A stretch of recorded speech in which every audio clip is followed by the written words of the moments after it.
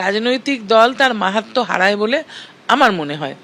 এবং আমি নেত্রী মমতা বন্দ্যোপাধ্যায়ের সঙ্গে আছি 40-42 বছর, এবং অনেকে বলছেন যে ক্ষমতায় নেই বলে আমরা এই সিদ্ধান্ত নিয়েছি। আমার কথা আমি বলি যে 2011-র আগে কিন্তু ক্ষমতায় ছিলাম না আমরা।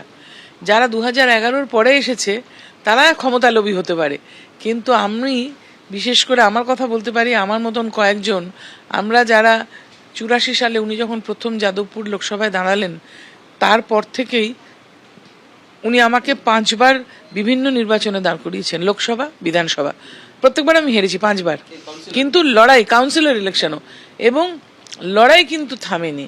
অন্যায়ের বিরুদ্ধে লড়াই, অত্যাচারের বিরুদ্ধে লড়াই, অনুন্নয়নের বিরুদ্ধে লড়াই, খেটে খাওয়া মানুষের স্বার্থে লড়াই, এবং সেই লড়াই করতে করতে তো এই জায়গায় এসেছি। 2009 জিতলাম, উনিও সেরমভাবে লড়তে লড়তেই 2011 জিতলেন। কিন্তু সেই যে রাজ্য সরকারটা 3 বার চললো 2011 থেকে এই 26 অবধি, শেষের দিকে 5-6 বছর সেখানে কিন্তু অনৈতিকতা বাসা বেঁধেছে, সেখানে কিন্তু অনুন্নয়ন বাসা বেঁধেছে, সেখানে নারী নির্যাতন বাসা বেঁধেছে, নাহলে আরজি করের মতো ঘটনা হয় না। আর যতটুকু আমি কিন্তু মাঝে মাঝে বলার চেষ্টা করেছি, মাঝে মাঝে আপত্তি জানিয়েছি, সেটা তো শোনা হয়নি। আর আরজি করের ঘটনাটা সম্পূর্ণরূপে আমার আস্থা, ভরসা, বিশ্বাসের জায়গায় আঘাত লেগেছে। কিন্তু আমি 2025-এ কিছু বলিনি কেন, আপনি জিজ্ঞেস করবেন একটু পরে।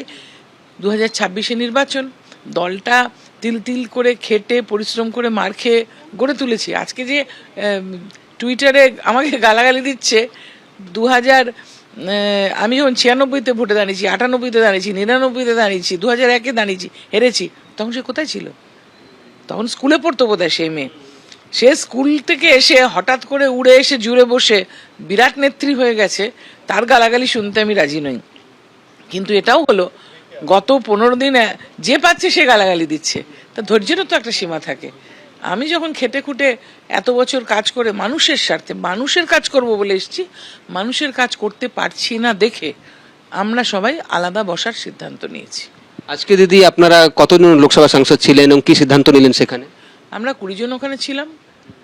2 জন অনলাইনে মেলে সই পাঠিয়েছেন, 2 জন ওইভাবে পাঠিয়েছেন। কেননা অনেকে বলছেন, শুনলাম একজন ভুইফোর নেতা তিনি নাকি বলেছেন 13 জন ছিল। উনি তো মিটিংয়ে ছিলেন না, উনি কি করে জানলেন 14 জন ছিল? ওনাকে কে খবরটা দিল? কাগজ তো আমাদের হাতে ছিল, সইটা তো আমরা করলাম। সুতরাং তাকে বলতে চাইছি যে আমাদের টোটাল 20 জনই আছে, এবং আমরা 20 জনই সই করেছি। চিঠি কি চলে গেছে স্পিকারের কাছে? পৌঁছে গেছে, সেই সময় পৌঁছে গেছে চিঠি। কেননা এগুলো অত্যন্ত গুরুত্বপূর্ণ বিষয়।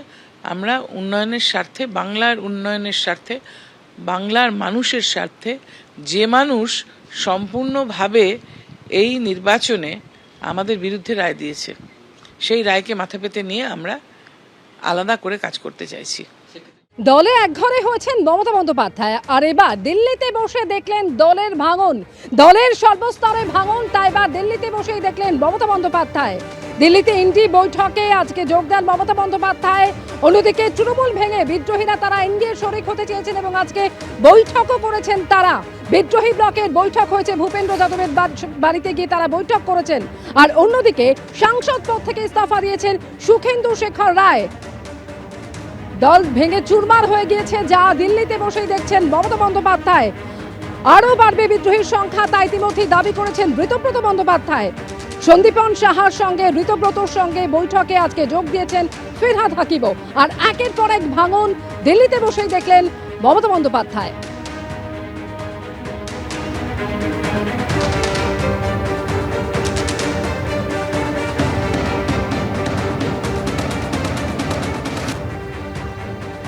তৃণমূলে নির্বাচনের পর ভাঙন অব্যাহত, এটাই তৃণমূলের ভবিতব্য, এটাই তৃণমূলের হওয়ার ছিল, সেটাই হচ্ছে। তার কারণ হচ্ছে মমতাকেই মানুষ মেনে নিতে পারছে না, মানুষ পরিত্যাগ করেছে।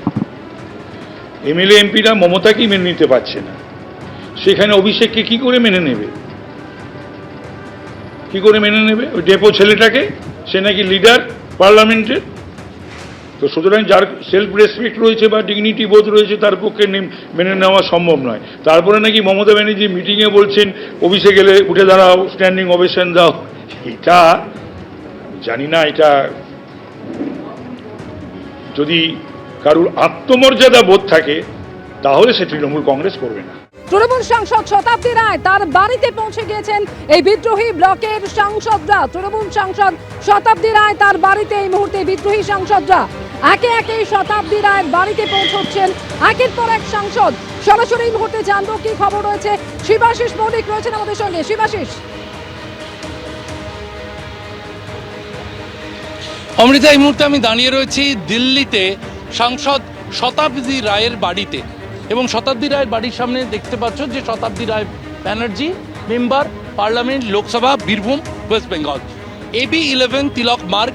এই যে বাড়ি শতাব্দী রায়ের, এই বাড়িতেই কিন্তু সান্ধ্য বৈঠকে বসেছেন বিদ্রোহী সাংসদরা।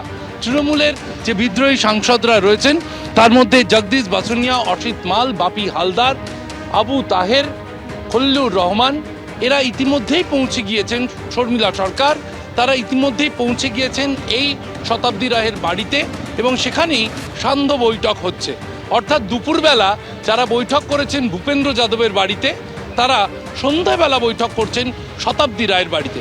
এবং তাৎপর্যপূর্ণভাবে হচ্ছে, যে সময় ভূপেন্দ্র যাদবের বাড়িতে বৈঠক হয় সে সময় উপস্থিত ছিলেন ভূপেন্দ্র যাদবের বাড়িতে মুখ্যমন্ত্রী শুভেন্দু অধিকারী।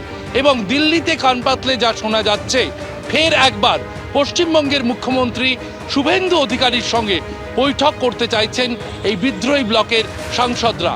এবং শতাব্দী রায়ের বাড়িতে তারা যে জড়ো হয়েছেন, যারা জড়ো হয়েছেন তারা অপেক্ষা করছেন আরও কিছু বিদ্রোহী, যেমন তেমনি অপেক্ষা করছেন পশ্চিমবঙ্গের মুখ্যমন্ত্রী শুভেন্দু অধিকারী।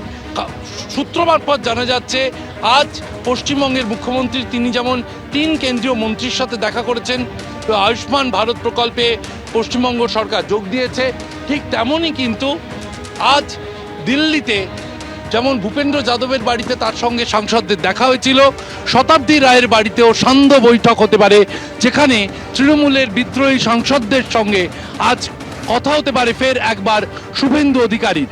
যে ছবি দেখতে পাচ্ছ, একের পর এক বিদ্রোহী সাংসদরা তারা ইতিমধ্যেই পৌঁছে গিয়েছেন শতাব্দী রায়ের বাড়িতে, এবং শতাব্দী রায়ের বাড়িতে তাদের বৈঠক হওয়ার কথা রয়েছে। এখনো বেশ কয়েকটি বিষয় কিন্তু তারা আলোচনা করে নিতে চাইছেন। সংখ্যা এখনো নানান দিকে নানান সংখ্যা উঠে আসছে, এখনো কিন্তু আরও বিদ্রোহ বাড়তে পারে তৃণমূল কংগ্রেসে, এবং ভাঙন আরও দেখতে হতে পারে, এমনটাই কিন্তু দিল্লিতে আনাচে কানাচে শুনতে পাওয়া যাচ্ছে। বিদ্রোহী ব্লকের যেমন আমরা পশ্চিমবঙ্গ বিধানসভায় দেখছি প্রতিদিনই তাদের সংখ্যা বাড়ছে, ঠিক সেই রকমই কিন্তু লোকসভাতেও এই যে ভাঙন স্পষ্ট হয়েছে, সেই ভাঙন আরো বড় হতে পারে, এরকমই কিন্তু জানা যাচ্ছে। নিঃসন্দেহে সেই জল্পনায় জোরালো হচ্ছে, বিদ্রোহ আরো বাড়তে পারে দলের অন্দরে, কারণ ইতিমধ্যেই তৃণমূল সাংসদ শতাব্দী রায় তার বাড়িতে পৌঁছে গিয়েছেন বিদ্রোহী ব্লকের সাংসদরা, এবং যেটা মনে করা হচ্ছে যে সান্ধ্যকালীন এই বৈঠক তারা করতে চলেছেন আর কিছুক্ষণের মধ্যেই।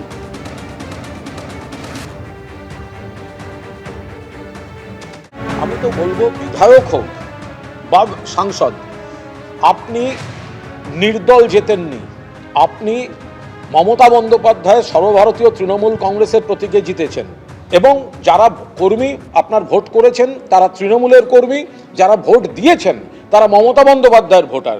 ফলে আপনি আজ অন্য দলের হাতে দোল খাওয়ার আগে দয়া করে একটি কর্মী সভা ডাকুন নিজের এলাকায়, মানুষের মতামত নিন, কর্মীদের মতামত নিন। আজকে দলটা যদি শাসক হতো, মমতাদি যদি মুখ্যমন্ত্রী হতেন, এইসব বড় বড় বিপ্লব দেখা যেত, তখন তো সেই মমতাদির পাশে এরাই ঘুরতেন, তখন মমতাদি এদেরকেই আবার নিয়ে চলতেন। ওনারও তো লোক চেনার মোটামুটি অপূর্ব গুণ ভালো হয়েছে, যে এই যারা যাচ্ছে তারা যে কত মমতাদিকে ভালোবেসেছিল সেগুলো তো এখন প্রমাণ হচ্ছে। এবিপি আনন্দ, এগিয়ে থাকে, এগিয়ে রাখে।